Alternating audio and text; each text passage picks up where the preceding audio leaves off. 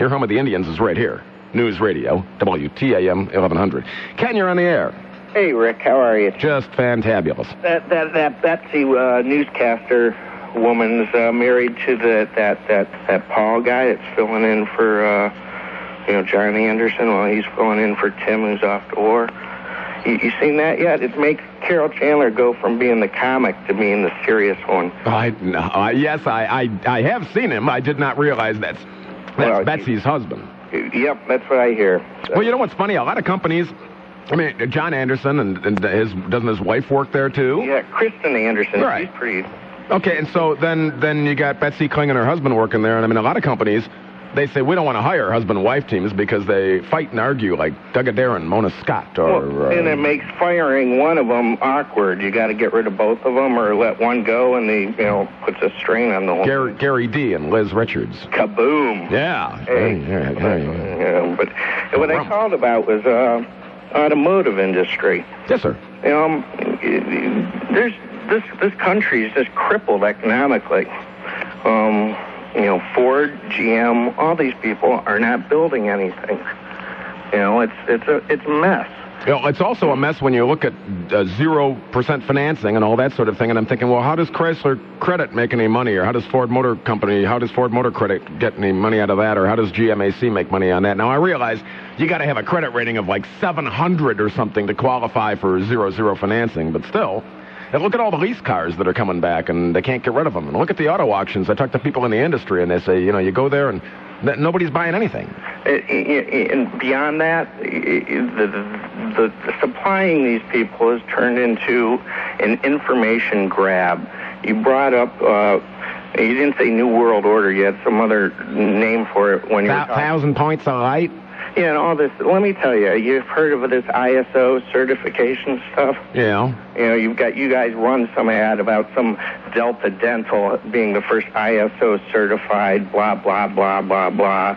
Well, this is how the car companies and the people that run this world are grabbing the information of how people make things and giving it to the richest people. Daimler Chrysler, to sell to them now, which the company I work for does, demand your formulation.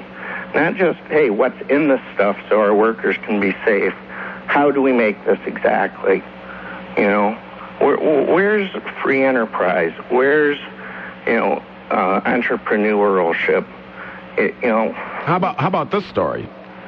The nation's economic slump and corporate scandals have cost investors big bucks. It's barely put a dent in executive paychecks. The mid-range CEO salary and bonus package rose 10% in 2002.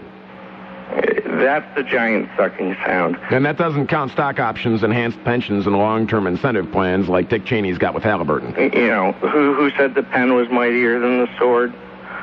Was it Mark Twain or Bob Dylan or Ben Franklin or Betsy Ross or somebody? I don't know. How much can you steal? How much can you take away? I can't help but think about Walt Whitman. Well, I think you're right. But you know what this whole fiasco and scenario reminds me of is Atlas Shrugged by Ayn Rand about the do-nothings taking from the people that think and create and do. It's really frustrating. No, and it's also the Peter principle. People get promoted until they're completely ineffective, but by that point they're, I guess, so heavily ingrained in the company that they're so necessary we couldn't do without them. Speaking about the Peter principle in relation to WTAM and Mr. Trivisonno, is he really going to go up and compete against Howard Stern? I have no clue. I think that was an April Fool's joke. He should count his lucky stars.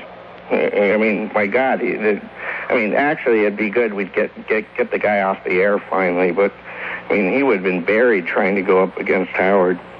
Well, I like Mike. We disagree sometimes, but he's a good feller. He is. But Craig, I don't know. You are the thinking man's host. All right, thanks, Ken. Have a good night, Rick. All right, you too. I love Rick Gilmour. He's a good friend of mine. Well, he's a friend of mine. He's not a good friend of mine. He's a friend of mine, and I like him, okay? When he talks about the war, he sounds like an imbecile.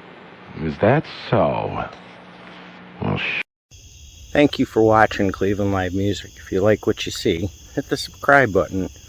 There's further patronage information in the video descriptions below. Thanks for all the support and making the channel grow.